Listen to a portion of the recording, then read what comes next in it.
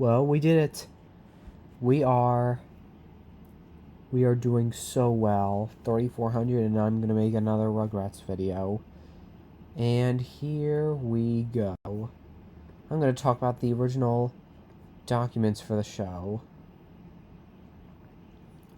We're gonna start off with this original pitch Bible from August 29th, 1989. So, we have meet Tommy Pickles, son of Stu and Dee Dee Pickles. Tommy's your basic 1-year-old. As it is with other toddlers, the world for him is a gigantic playground. 1, he doesn't understand, but 2, he loves to poke at.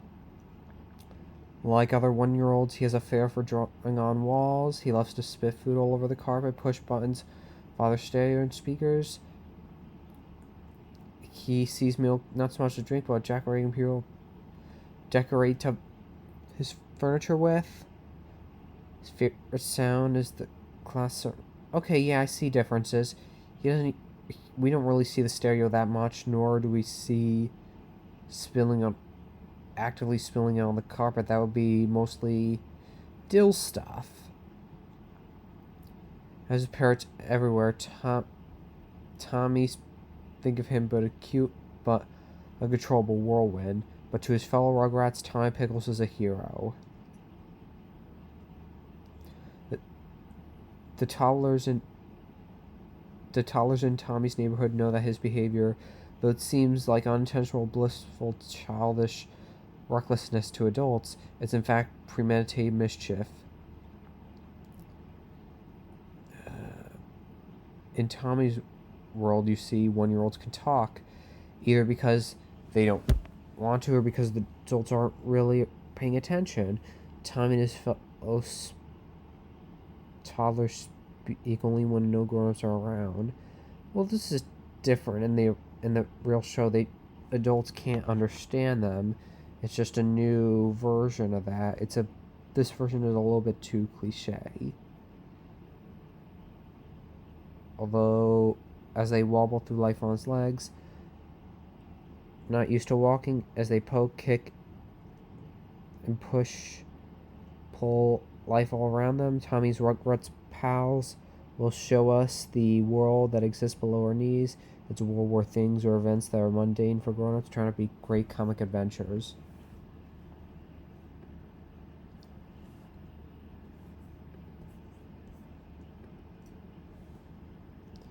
Stu Pickles is an egghead who's always coming up with weird but ingenious inventions. Stu Pickles has never really grown up. A few years back, he founded Pickles Industries, a small toy manufacturing company, so that he could make money with his lifelong hobby of playing with toys. Although he loves his family dearly, Stu tends to get preoccupied with the spur-of-the-moment ideas and inventions, and sometimes fails to pay much attention to the world around him. Okay, that's pretty much the same. Yeah, pretty much the same with the real Stu, although Pickles Industries is very rarely around. Tommy's mother teaches 10th grade at the local high school. She's very liked by kids. She's 34 years old. She believes in the psychology therapy. Dee Dee's distracted by her own schoolwork. Yeah, that's pretty much the same. Ooh, Spike's named Pete here. Like most family dogs, Pete is a big, friendly, loyal mutt. Stu and Dee Dee consider him dumb, but a pleasant member of the family. Yet Pete is in fact more aware of Tommy than they are. To Pete's chagrin, the toddler gets hours of pleasure tormenting him. And he and Tommy share an intrepid interest and curiosity at the world around them. This one's, they're not that cynical towards Spike. Well, I wonder, was he originally Spike and then changed to Pete to avoid confusion with someone like Tom and Jerry's dog? Phil and Lil, 15-month-old twins who live next door to the Pickles, although they're fraternal twins of the opposite sex. Since they're referenced, they look identical. People often mistake them for one another. Phil After all, what could be worse than being confused for someone of the opposite sex? Phil and Lil do everything together, including speaking, and are never separated. They tend to act in a hurry, except when they do get into fights. Yeah, it's pretty much the same. Chucky, Tommy's 3-year-old sidekick. Chucky would be 2 otherwise. Chucky lives with his family next door to the Pickles. Not quite the fire plug as Tommy. Chucky looks up to his younger but slicker pal. He's loyal to a fault. Unlike P, he's often responsible for getting Tommy out of trouble. Since he's older, Chucky often has a bridge between the world of adults and Rugrats. He's a translator of sorts. He has a trouble with adult language, though, because of a preschool speech impediment. Okay, yeah, they were going to make him connect with adults, but instead that goes to Angelica. They instead made Chucky all cowardly.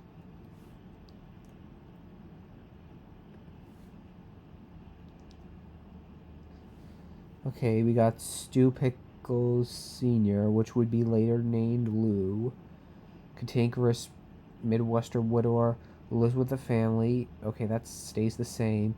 Stu's father adores his grandson, but unlike his son and daughter, Stu Sir is not easily distracted. Oh boy, did they change this one?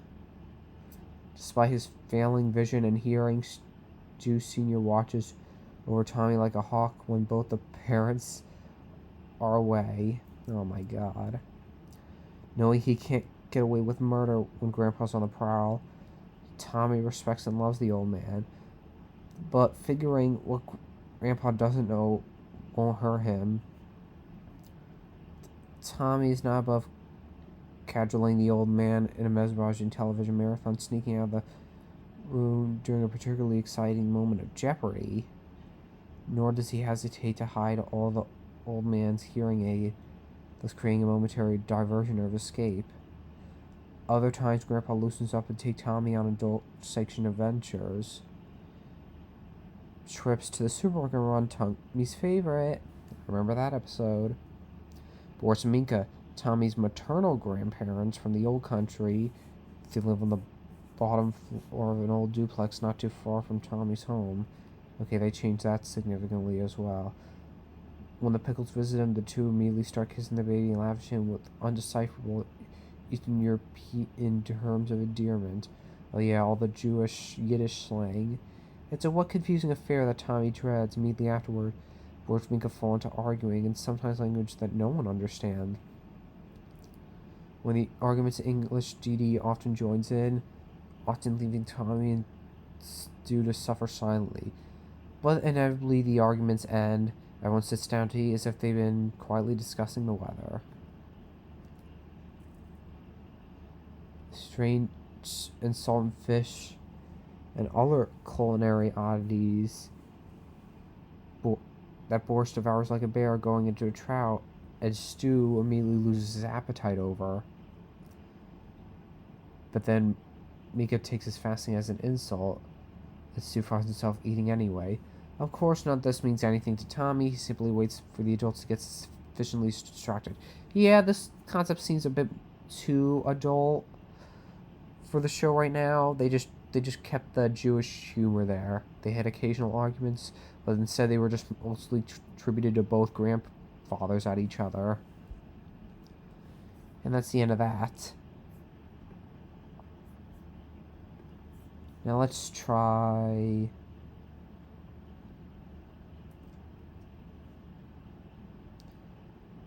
the second writer's Bible. This is from June 10th, 1991.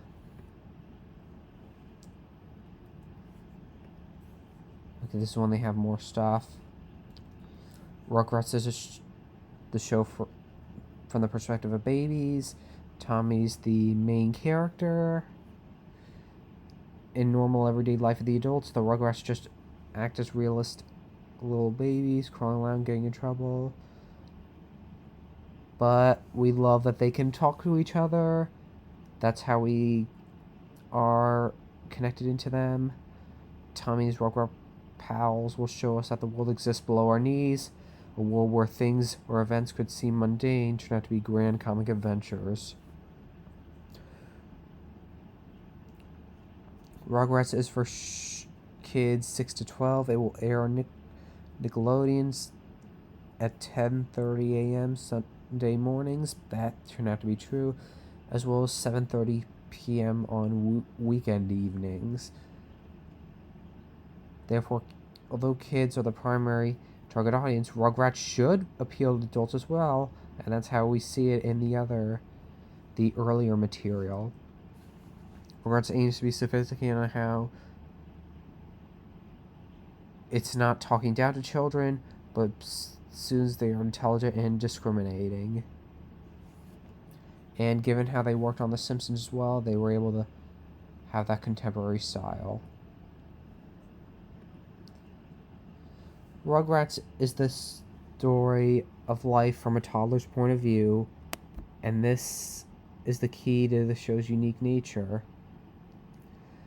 With storytelling, the A plot of every Rugrats episode is about the kids. Their adventures are always motivated by what Tommy and his friends want, or by one of their misconceived theories about the world. For example, the 6-minute pilot, they think that the toilet is a living animal that burped at them. In Tommy's first birthday, or simply titled birthday party, they think that if they eat dog food, they'll become dogs. In Real Robots, after getting a glimpse of a 50s sci-fi movie on TV, Tommy concludes that his overtired father must be a robot.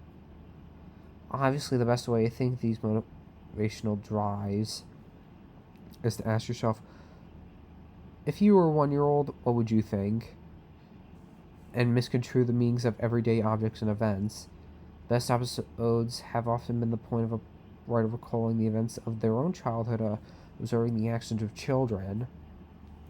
Through visuals, animation is uniquely well suited to show the world from a baby's point of view because of its potential to exaggerate visual perspective. From the Rugrats' vantage point, around a foot of the ground, things seem gigantic and far away. Kitchen counters are like mountain plateaus. The backyard is like a jungle. If Tommy sees a cookie jar high on a shelf, it seems to be 100 miles away, then we could draw his point of view as the cookie jar was literally 100 miles away. Tommy is sitting in the middle of the sandbox in the desert. The horizon around him could look like the Gobi Desert. Through dialogue, this exaggerated perspective is part of the signature look of Rugrats, and that paid off.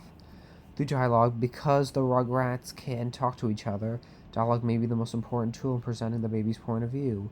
When adults are present, the Rugrats play and act like babies, just as grown-ups would expect. But the moment that adults turn their backs, they huddle and discuss perceptions of their mysterious world. They never talk when adults can hear. But the thing is, occasionally they are still talking when adults are in earshot. They just can't understand them. They're just casually acting as is. Because this is a show about how babies can understand the world, not about how cute they are, they don't usually talk cute. Instead, they speak to each other with the syntax, grammar, and vocabulary of 4 or 5-year-old children. However, their knowledge of the world is no more extensive than that of babies. Therefore, they are able to make only limited references to things that they have not heard of in their daily lives. Okay, we might skip through these with a couple exceptions.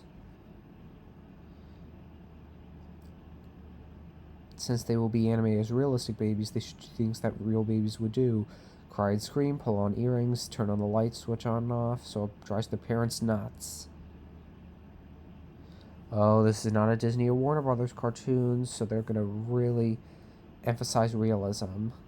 There's Tommy's original drawing, Real Robots dialogue.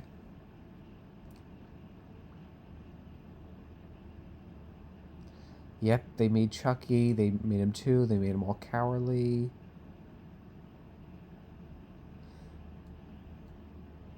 There's Phil and Lil, the peanut gallery. Here's Angelica. Let's discuss her. Tommy's 3-year-old cousin, Angelica acts and looks sickeningly sweet when she's near adults. The grown-ups fall for her Shirley Temple act, but as soon as their backs are turned, she's the quintessential bully. Angelica's the oldest and biggest, and she never lets them forget it. When left alone with the other kids, she's a true tyrant.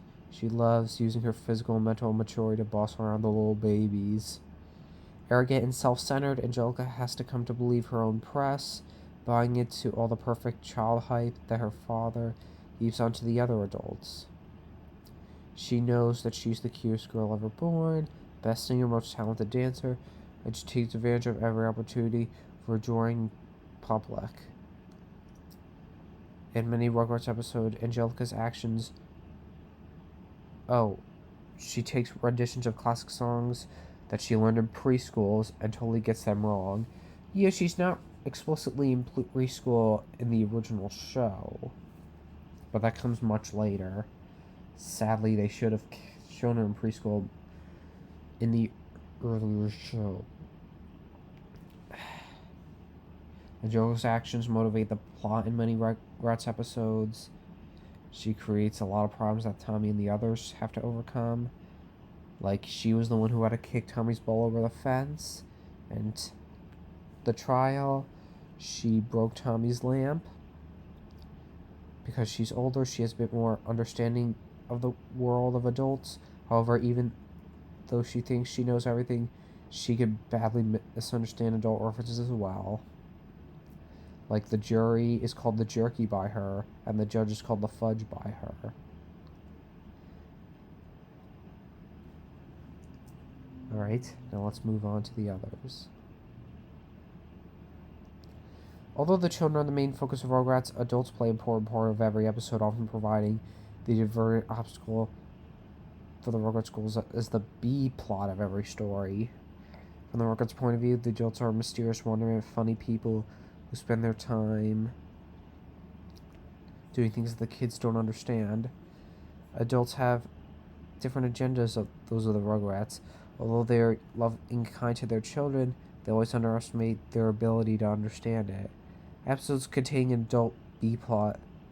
The Rugrats may inadvertently solve the adults' problems, although the adults never realize this. For example, when Stu takes an important client to dinner, it is Tommy's wacky adventure through the kitchen that most impresses the client and clinches the deal. When Stu can't get his doll machine to work, it is Tommy who inadvertently fixes the contraption by crawling onto it. In the end, the adults see the Rugrats as innocent angels, while the Rugrats look upon the adults as benevolent obstacles.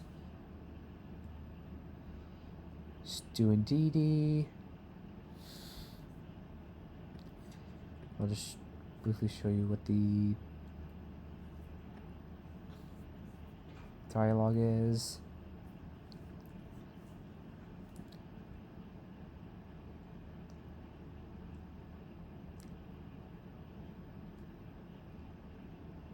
Yep, now we got Grandpa often being comic relief.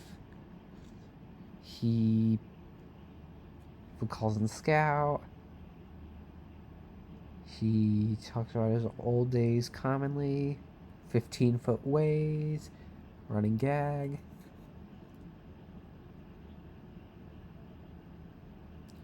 There's Drew, Stu's foil.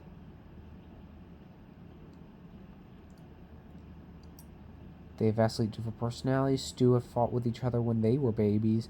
These days they get along better. But they often backslide into it. He fiercely loves his daughter, Yoga. And there's like the Stu dialogue. I told you, Stu, you should have hired a professional. Drew, I am a professional. Yeah, professional goof up. Takes one to know one, Drew. Takes one to know one 10 times. Takes one to know one times 100. Times 1,000. Times infinity. Haha. We got the DeVilles. Yeah, they make her a big old tomboy. Howard's all milquetoast and shy. And they replied they know each other since they were in 3rd grade. Out of bullying, it was quite something.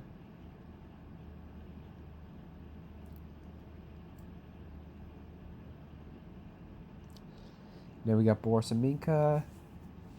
Okay, they kept the duplex thing, but yeah, they're mentioning the Yiddish stuff.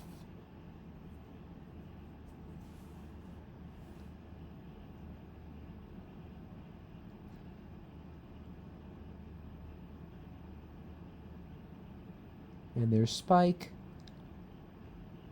Stories revolve around the Rugrats, always the A plot. It should involve a scheme. Usually Tommy should dream up the schemes out of benevolent curiosity. BE is the result of, however, it should be wild. Another situation, it's the adults get the Rugrats into, the Rugrats get themselves into, or a combination of adult. The adults could have a problem of their own. The problem often forms in the B plot, but never in the A plot. Regrets affect its outcome, but the adults are never aware of the regrets effect. Placing regrets in a situation appropriate for other people, but they are wrong for babies or small children, such as high school or retirement home, often work well. Be sure to get them into those situations logically. We encourage you to explore emotional issues of childhood, emotional issues of adulthood, and the relationship between the parents and children, themselves and each other. If you do so, however, be sure to keep it funny and not too peachy. Do's and don'ts. If there are villains in the story, the Rugrats should foil them, perhaps inadvertently. If he's in the story, Spike the dog may have his own gal, like getting food meant for humans. Tommy and the other Rugrats will often pull tools from secret hiding places, especially during a scene that revolves around adults. One or some of the Rugrats can do some annoying things to confound them. Dee should always refer to her baby books for answers. Lip shits. Stu should always introduce a cool new toy. We see that. Rugrats should do things that real 1-year-olds might do. Now, Phil and Lil should always speak simultaneously and finish each other's sentences. They do that a lot, and they completely agree about something. That follows through. Tommy should always be reluctant about Tommy's screen. Tommy should make Chuckley go on a scheme despite his reluctance, but he goes along with it anyway. Angelica should be revoltingly cute around the adults, but a monstrous bully to other Rugrats when the adults turn their backs. And yeah, Boris and Minka start arguing English, and then it turns into Yiddish. Dee futilely tries talking to them into stopping, but her useless New Age cycle babble. This should never happen. Rugrats are never malevolent except for Angelica. Because we have to act responsibly, never put the Rugrats in a situation which, if imitated at home, will result in a child's harm, swallowing medicine, playing with fire. Yeah, I see why they avoided those kind of things. The children never talk in front of us, especially to the adults. Adults do not understand them. Rugrats are to some extent aware of what the adults are talking about, but only to the extent of what's being discussed affects them. Even then, they usually construe what's being said. Each Rugrats episode should be 19 to 21 pages in length. This should be approximately 11 minutes. And episode title, draft number, the writer's name. That's good for this technical material. Ooh, that's really cool. The sample script page. Now we got the synopses of episodes. I'll just tell you which ones have different title. They just removed Take 1 from here. Little Miss Lovely, that becomes the beauty contest. Tommy Bat is, of course, the baseball episode.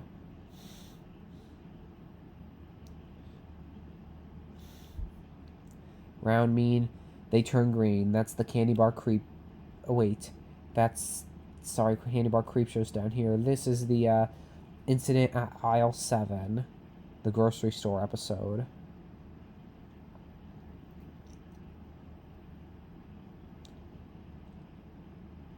We got the floor plan for the show.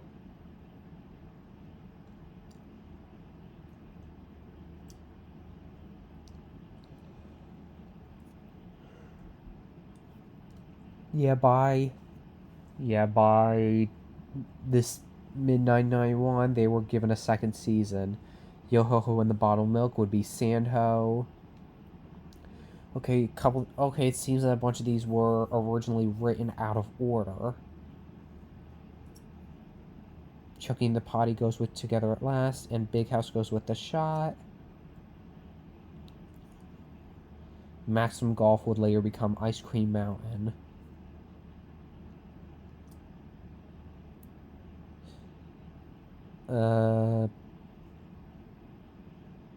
Bang Trick goes with Let There Be Light. Family Reunion goes with Grandpa's Date. And On the Beach would be later named Beach Blanket Babies. And that went with the No Bones About It.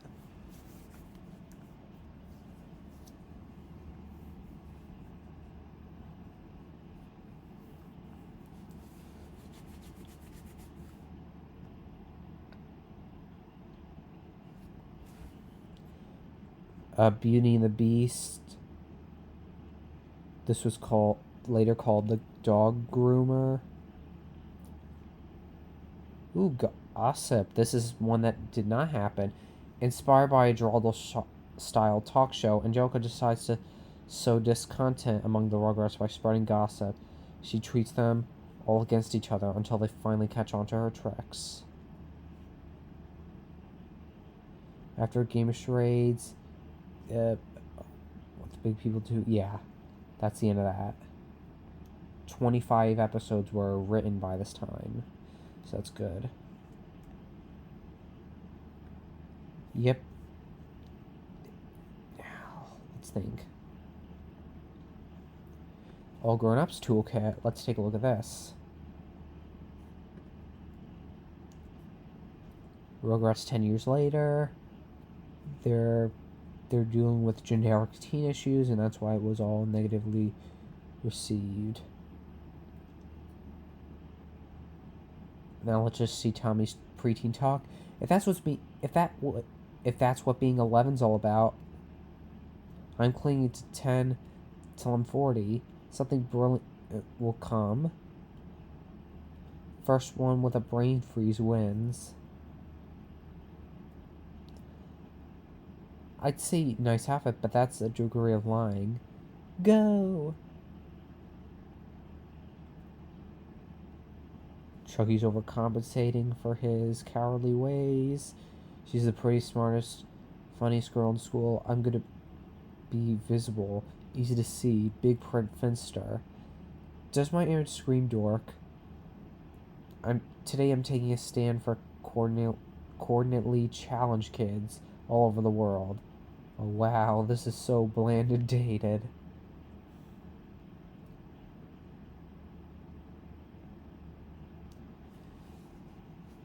As a school paper's newest ace reporter, I guess it was touching if you like that sort of thing. Second place does not make a winner.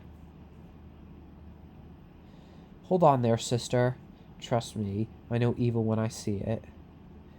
And what's interesting is that the parents didn't have any other children, meaning that the Rugrats don't have any other siblings. Well, with the exception of Kimmy's half-sister and Susie's niece.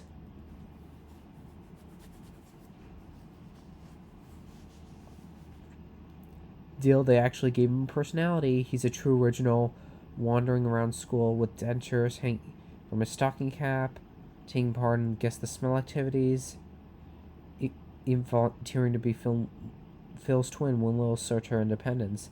In fact, Vice Principal Pangborn once suggested that to Stu and Dee Dee that Dill might be a little too original, and that could make Dee Dee more proud. Dad, I'm gonna need your button, Gwyneth, on this permission slip. Van Gogh, an artist so passionate that he cut off his own ear. Of course, he had trouble wearing earmuffs after that. Some people call them chores, I call it PR. Now's the part where you're supposed to look guilty and beg me not to tell Mom. Nothing wrong with a little friendly competition. Get out, singing's who I am. Yes, Susie has a very different design from what we see later on. She loves nothing more to sing, but that aside, she's still a top student, defender of little guys when they're being dissed. Susie's popular, and her childhood rivalry simmers under the surface of her endearing friendship with Angelica.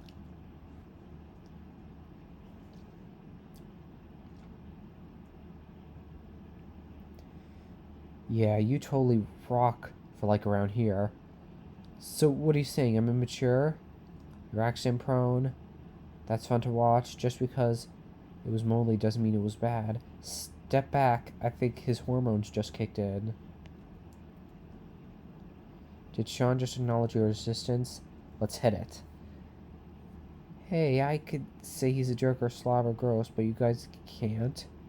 You're so socially inept. Pangborn alert. Evasive maneuvers. Take off quickly. Went out of style 3 weeks ago. It's Kimmy! Kimmy is fiercely independent, totally styling to the point of having dyed her own hair pink once. She's the exact opposite of her brother, but they're still good friends. And now that they've grown up, you'll even catch Kimmy hanging out with Susie or defending off Angelica. Say no more. If it goes out that I watch the Dumb Bears, I may as well make a reservation at the loser convention. I'm your sis. I'm your sister and Sister Trump's friend. Is it me, or is that kind of pathetic? Don't sweat it, girlfriend. Group poses. We got the colors.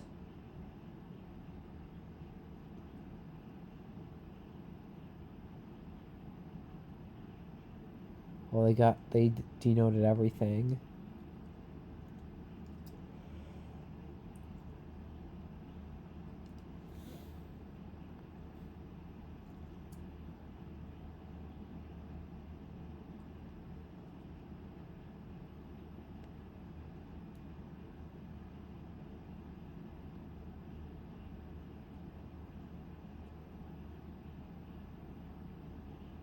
The icons.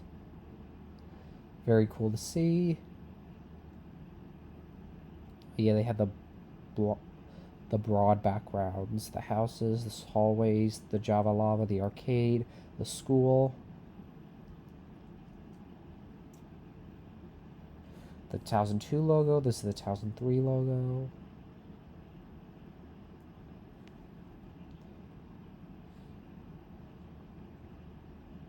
The merchandise, wow. All the merchandise failed because there was no real distinct appeal to the show.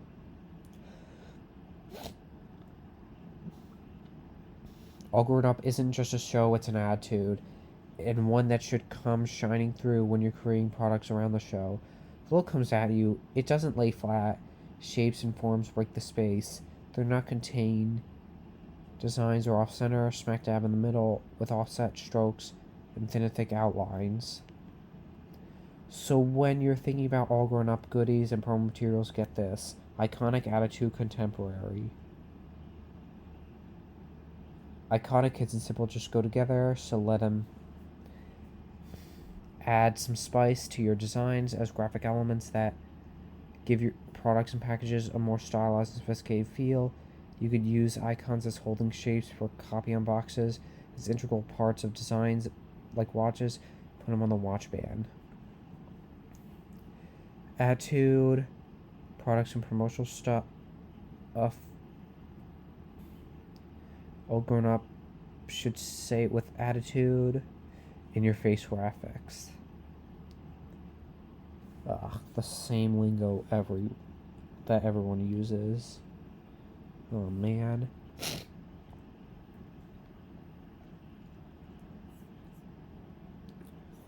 And now let's try the apparel guide. We got these designs. We're going to go through these quickly. Joker's a fairy. Tommy's a vampire. Chucky's a gorilla. We got the Christmas stuff.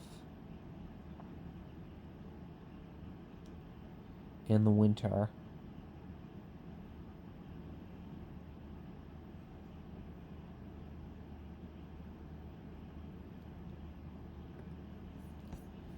And there's like this other pitch Bible, February 2020. I'll just give you the series vision for the reboot. Original Rugrats was groundbreaking in many ways because of its quirky design, animation style, unique point of view of toddling main characters, visual directions, comedic social commentary, and its sophisticated storytelling. We tend to deliver all these elements in the new iteration of Rugrats for today's audience. The design of the original series will be honored from 2D to CG. This is not without its challenges. We strive to make the right balance between cute and kooky. Our goal is that these new designs will eclipse the memory of 2D designs by delivering the same emotional response that made the original so beloved. The direction of the series will borrow what heavily came before, especially the use of forced perspective to achieve these sense of how the Rugrats see their world. Fantasy sequences will be employed much the same way as they were in the original, broadly parodying cinematic genres to enable the comedy to play to both parents and kids. We will also take advantage of the broader pop culture landscape that enables fantasy play inspired by music videos, the internet, video games, or reality TV. We'll populate episodes with subtle references to favorite ancillary characters or plots of the original series. But this episode, first, which the babies discover a world, may borrow themes from past episodes.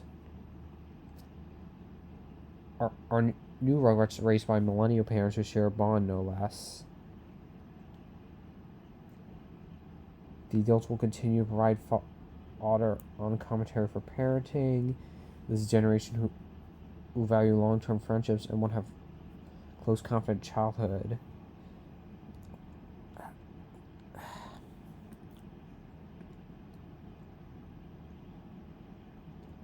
Lou is part of the Peace and Love Save the Earth generation. Lou's altruistic curious,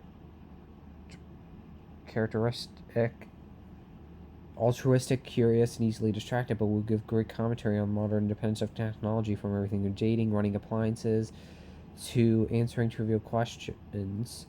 And we're taking the great opportunity to recreate Grandpa Lou. Despite technology that will lead to his problems, he will be able to enhance his characteristics.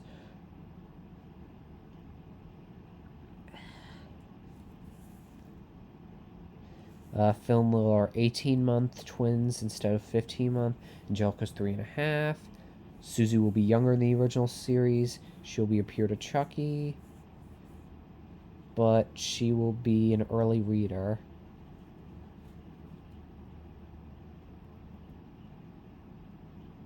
Lou's 70 in this one rather than 76. Stu and Dee Dee are 33. They were 34 in the original series, so it doesn't really matter. Oh wow, they met at a Pokemon cosplay beach party. That is quite something. It's so bizarre.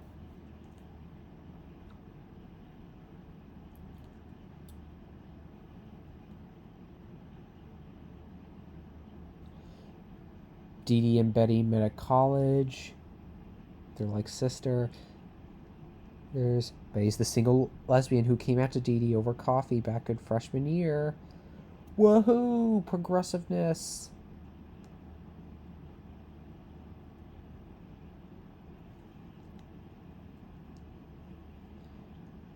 And Howard Tucker, the sperm donor and their genetic father. He was the main deposit as a way to put himself through baking school. Howard's rhubarb tart is a legend. Once his career went underway, Howard suffered from deposit curiosity and sought a relationship with his protege. Betty, ever the pragmatist, was quick to adapt. Annie and Nanny, he's genetically predisposed. Twins adore their Manny. And Howard provides baked goods for Betty to sell at the coffee house. It's a win-win. Howard is along the family and friend, depending on his baking schedule. If he's making croissants, he's likely to skip the event. Adults sometimes forget that Howard's even in the room. Wow, they really wrote him out, except for one thing that you'll see. Drew Pickles 38. He's 5 years older than Stu, but in the original, he's 2 years older to mirror Angelica and Tommy's age difference. And yeah, they really dropped the ball on this. Charlotte Pickles is well dressed 44. But she's a council person now.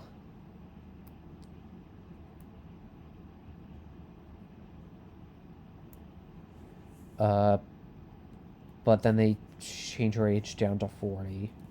Charlotte, Jonathan, they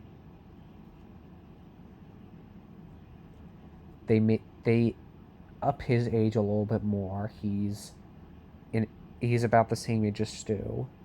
Sean and John have a symbiotic relationship, which Charlotte generally likens to the crocodile plover bird species, in which each species gains something throughout the course of the series.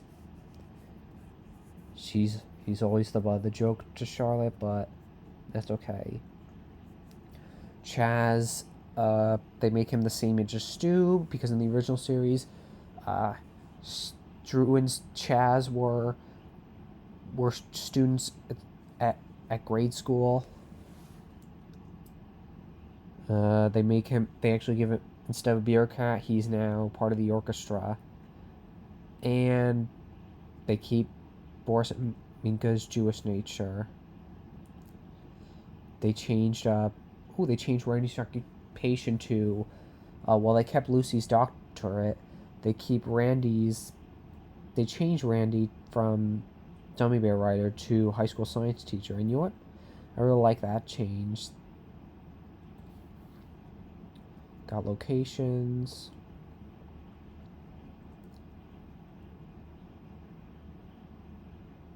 They mentioned Duffy, the Alexa thing. We got a lot of cool records, rock posters, and new kinds of toys.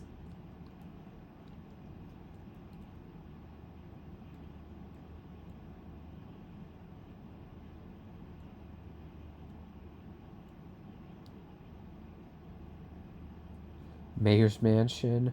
Oh my gosh. I like how they're like Chucky's cozy cocoon of Night Lane stuffed toys. Joker's room's fit for a princess, and that really says everything.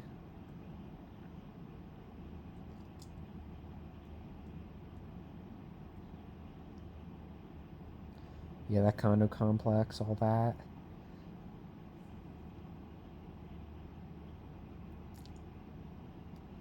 Oh yeah, I like those rooms filled with all the animal stuff. It's really nicely done. Bay's Beans, we finally get that throughout the series instead of like 2 seasons left in the original.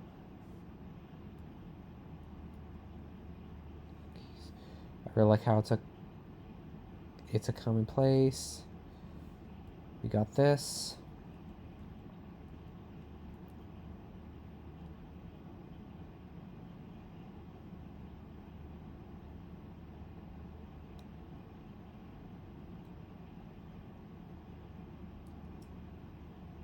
It's a jungle gym out there is something that seems to have been turned into Captain Susie.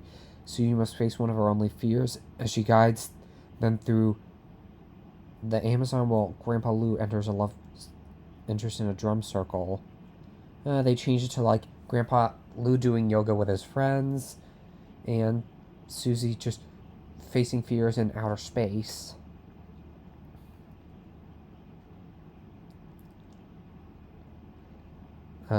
Dress for Success. It's just a retread of Together at Last from the original series. You got all these props.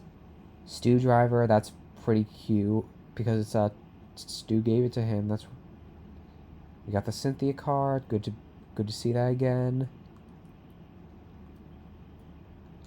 All all the Rugrats ball. It's so great to see. They don't use the the snail sandbox, though. It's just a regular sandbox. I think it would be a little too close to home. And the last thing that I have to show is the launch kit. Hang on to your diapers. Baby life has never been this wild. Get a neat, high view of the world with the Rugrats. Reinvention of the 90s. And we got all the images. We get Tommy. We get Chucky. We get Angelica. Susie. Phil and Lil. Spike. Oh, nice. If you understand.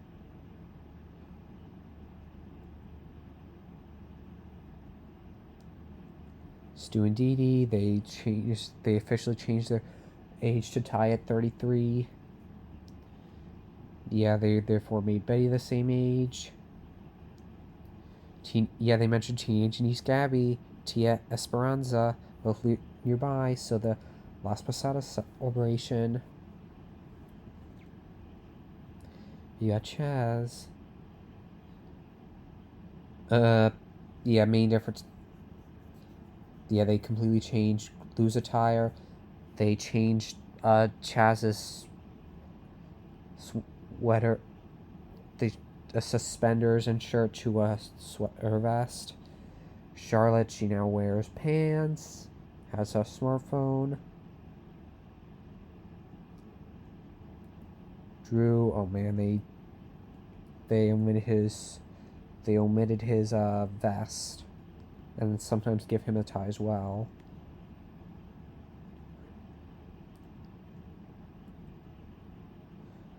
Lucy's very different in that yoga-esque attire. And Randy's very different as well. He looks much younger than the original Randy. Yeah, they both do. Then again, this is new series.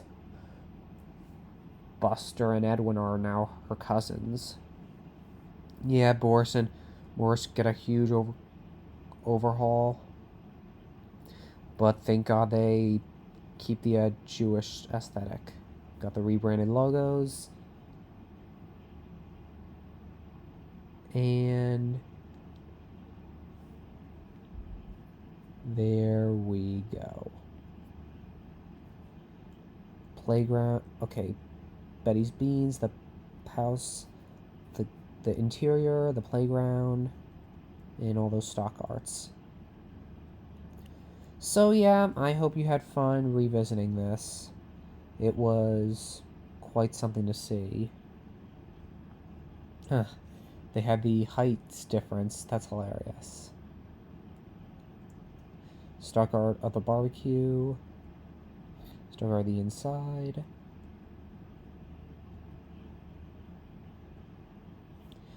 Thanks for watching.